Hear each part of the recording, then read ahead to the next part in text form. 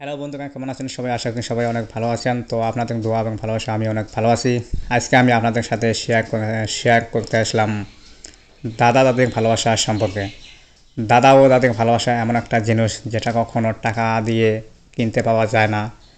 আমরা যেরকম ছোটোবেলা থেকে মা বাবার ভালোবাসা পেয়ে বড় হই, ঠিক তেমনি যখন সেই মা বাবা বেঁচে থাকে তখন তাদের কাছ থেকে ভালোবাসাটা পাওয়া কিন্তু অনেকটাই ভাগ্যের ব্যাপার।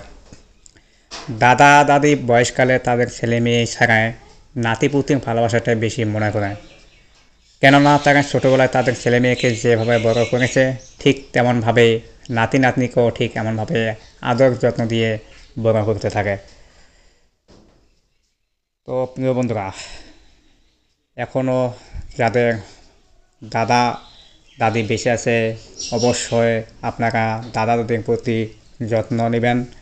আর যে সকল ভাই বন্ধুদের এখনও দাদা দাদি বেঁচে আছে অবশ্যই আমার এই কমেন্টে বলে যাবেন।